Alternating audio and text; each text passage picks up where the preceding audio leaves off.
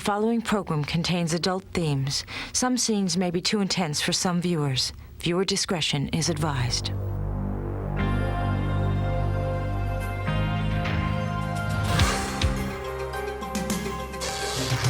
Oliver and Angel were madly in love, but his parents disapproved. Tonight, a true story of one terrible moment when a young man makes the choice of his life. His parents or his passion.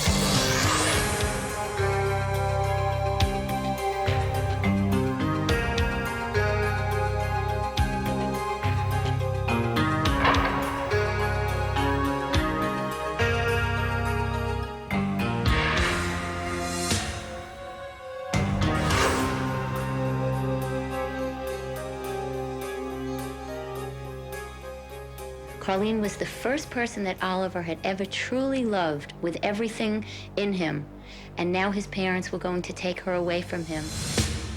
He was faced with only two choices: risk losing Carlene or get his parents out of the way.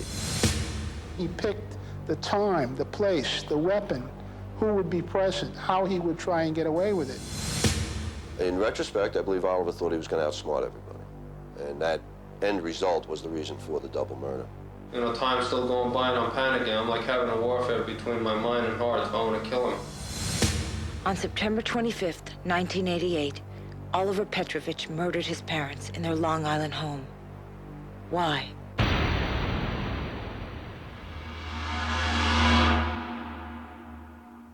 Why would someone murder another human being?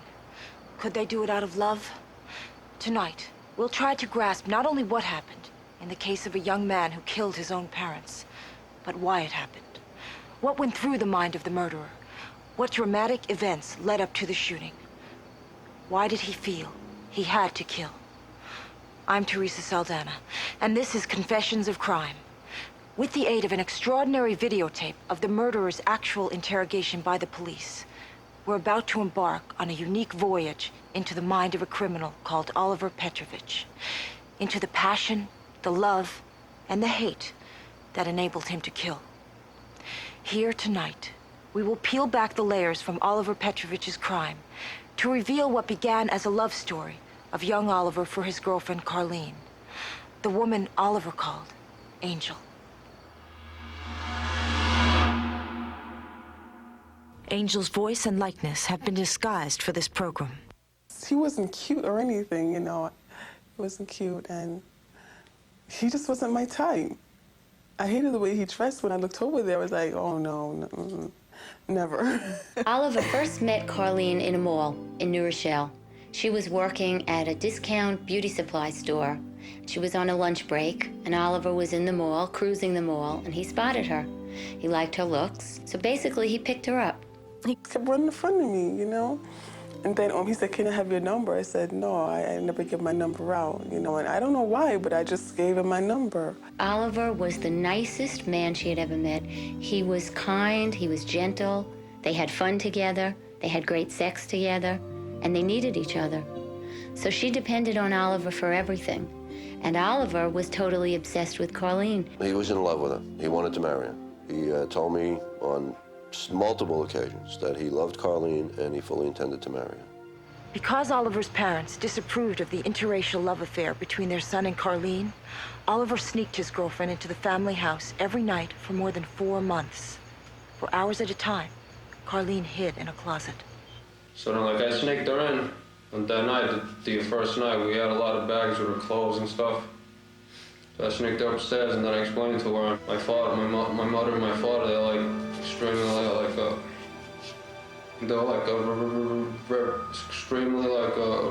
racialist people.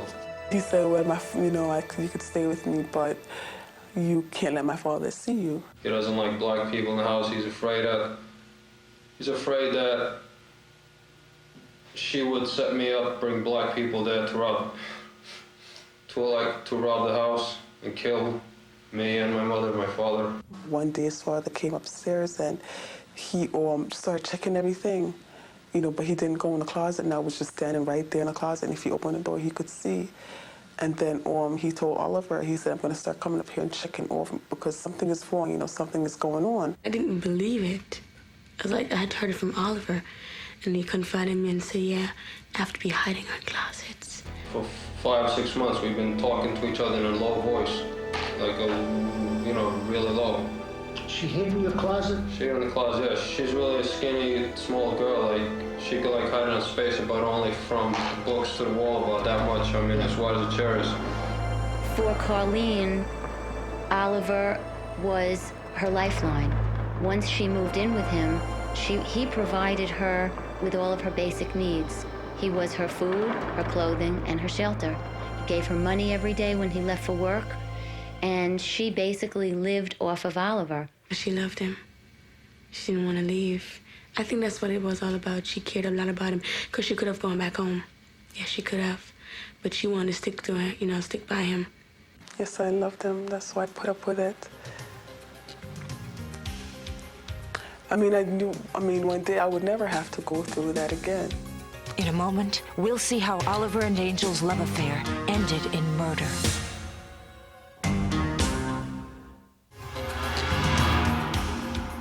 Oliver brought an explosive secret into that seemingly quiet home on Jason Avenue. His Angel. But what other secrets were kept within those walls?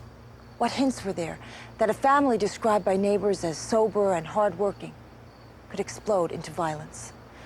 To truly understand the roots of this dreadful crime, we have to look at what went on day in and day out inside the Petrovich home as Oliver was growing up.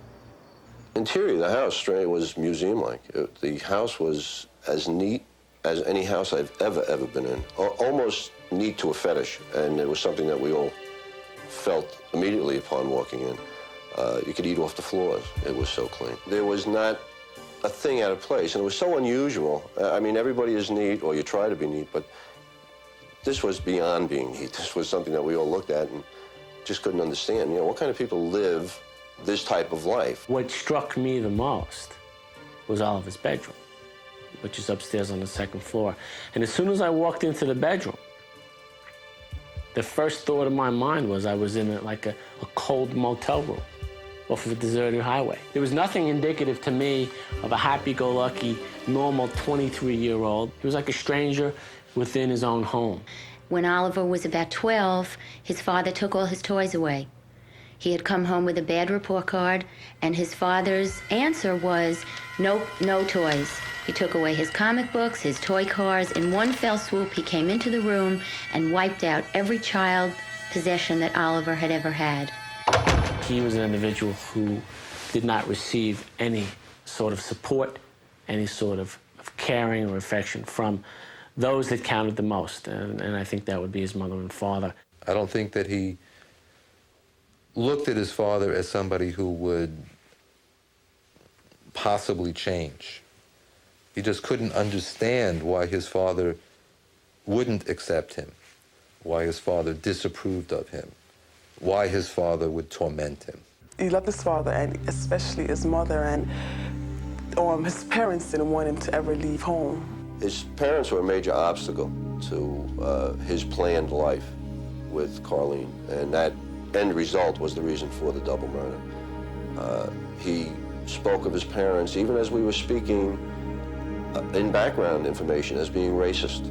I mean, like, I could understand that they're racialist against black people, but blah, blah, blah, man, no, like, I don't understand how they could see, like, I mean, like, think so bad about, so, I mean, so bad about a black girl like that, I mean, she's really nice. Then my father was there saying, can I help you?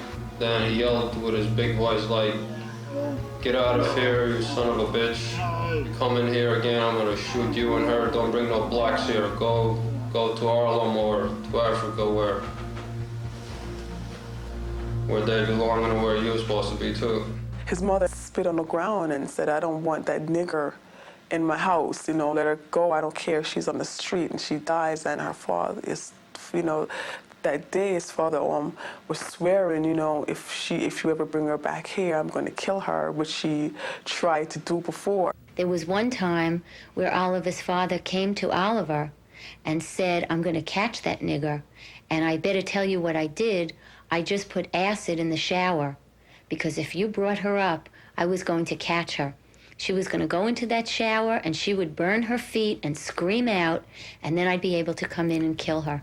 I was about to step inside the shower. Oliver was in a shower. He was in a bathroom, you know, and I was about to step inside the shower when he pushed me away and pushed me against the wall. You know, and I turned around and I saw the curtains, and I'm like, what the hell is the matter with you? I hit my head against the wall. When I looked in the shower, he poured acid in the shower. When he realized that his father had truly done what he said, Oliver just started to cry. Undoubtedly, Oliver was raised in a strange, cold environment. But the secret of why Oliver went over the edge into murder may rest not only with his childhood, but also deep within his personality. Oliver was not a particularly bright boy. He had no aptitude for schoolwork or sports. He was an isolated child. Oliver, according to one of his neighbors, had always given her a spooky feeling. Oliver struck me as being someone who probably had no successes in his life.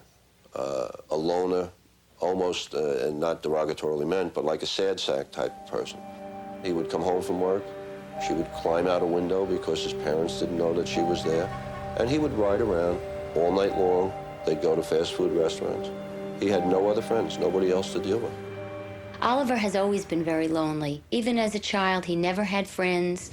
He sometimes chose one friend to pal around with, and usually it was for delinquent purposes. Oliver had walked over to a dog pound one day, and he found a pregnant dog walking around, and he brought the dog home. But when he got home, he realized that what he had done was impossible. He couldn't keep the dog, so he didn't know what to do. He called a friend of his, and with the friend, they drove over to Jamaica Bay, and he threw the dog into the water, hoping that the dog would drown and that would be the end of it. But the dog paddled back to shore and followed Oliver. When the dog came back, Oliver's anger grew, his frustration grew, and his inability to cope became more evident. He took the dog and tied the dog to the bumper of his car and drove 40 miles an hour around the parking lot, hoping that finally he would be able to kill the dog and that would be the end of it. But still the dog didn't die. Finally, he and his friend took the dog over to a railroad track, and they tied the dog to the track and started throwing stones at the dog while they were waiting for a train to come. But he didn't have to wait that long, because finally one of his rocks killed the dog. When I asked Oliver why he did all of this, he said, "I don't know." Oliver's impulsive behavior would carry him far beyond the heartbreak of his shattered childhood. And in a moment, we'll hear exactly what happened on the day of the crime. We've seen that Oliver had a troubled childhood and a cold, authoritarian father. So what role did those family troubles play in Oliver pulling the trigger on that fateful night? In his startling confession, Oliver claims the reason for the murder was simple. He was under extreme emotional pressure. He didn't want to lose Carlene, his angel. His only choice was to remove his parents, who stood in the way of a happy life with the woman he loved. But the authorities believe that this was not a blind crime of passion. They think Oliver carefully planned the murders. This much is certain. On the day of the crime, Oliver felt under tremendous strain. Angel was coming back soon. His parents had invited over a white girl they wanted him to meet. And when Oliver arrived home, he discovered that his mother had exposed his secret life with Carlene in what he saw as a terrible act of betrayal. That's when my mother, she just started telling my father about how I've been keeping how Angel has been staying there in the daytime. And my father, he heard that, and he started to get really upset. He raised his voice at me, and then he got really worried. He started saying that we're gonna be killed, we're doomed. She has the keys. And I was really scared the way he was carrying on. I just stayed quiet, because I usually know that when he gets really angry like that, the best thing for me, I cannot say anything to him back. I just have to stay quiet. Oliver's mother betrayed him. That was all that Oliver could see. Oliver's mother was his ally. She had been keeping the secret of Oliver and Carlene for a few months now, and Oliver was finally beginning to feel safe that their secret was kept safe with the three of them. And then all of a sudden, with no warning, Oliver's mother turned on him. She told his father, and so she became the traitor. Those hours in between the information coming out to the father and the pulling of the trigger, Oliver Petrovich is really living in a sea of turmoil. He doesn't know what to do. He literally doesn't know what to do. And he's building. The crisis is increasing because what does he know? He knows that Angel's coming back to the house. Angel was coming back home to a house where the father was ranting and raving like a lunatic, threatening to kill her if she showed up, threatening to kill Oliver. For Oliver to say no to his father became something unthinkable. Ironically, it was more unthinkable for Oliver to say no to his father than for him to contemplate killing his father. I think his thinking at that point was so clouded, it was so focused in on should I, shouldn't I, when, not to do it, not to do it, that I don't think he really thought much about what he was doing. My position was there was some evidence of an emotional upheaval, but it wasn't so great that he had lost control of himself. I mean, he picked the time, the place, the weapon, who would be present, how he would try and get away with it. On at least 2 other occasions, he made plans or had thoughts and discussed them with Carlene about killing his parents. I got a 12-gauge shotgun. He keeps behind the door. I know that it's loaded. I grabbed the gun and I took it upstairs and I went into the closet. So I wanted to check if it was loaded. If it makes noise for you to have to pull the clip to pop the bullets out, that makes noise. I would have hit. I went up in the closet and I popped all the bullets out on top. Not all, I popped out 3 bullets. Figured that's the least I would need. And I pushed them back in. And I was all like practicing a little bit with that aiming and practicing with the trigger lock. Well, I was just panicking, walking back and forth, putting on the TV in the living room with the lights off. I went upstairs, the gun was still under the living room. I came back down, I took the shotgun, I brought it closer toward the kitchen. I put it under the table in the dining room, under the chairs. And still, it's about, time still going by and I'm panicking. I'm like having a warfare between my mind and heart. I want to kill him. The conflicts built up within him, these forces began getting stronger and stronger. His reasoning abilities diminished. He could not think, could not work through a problem. He was faced with only 2 choices: risk losing Carlene or get his parents out of the way. He was a 20-something-year-old with the mentality and emotional stability of a 6-year-old. Then I planned on strangling my mother in the kitchen so I wouldn't have to use the gun on her. What did you do? I tried to strangle her. And I fell with my arm. I grabbed her like this. So like I fell at that when we fell down. When we fell down, she started screaming. That's when I panicked completely. And What happened when your mother started screaming? What did you do? I shot her in the head. Then she fell down. With the shotgun? Yeah. Then what happened? Then I ran back towards my father's room.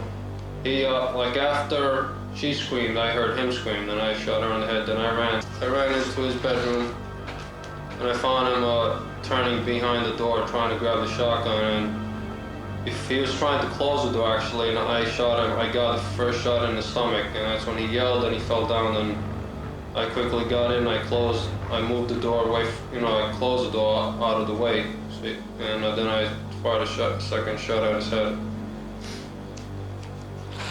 Then what? Then he was dead too.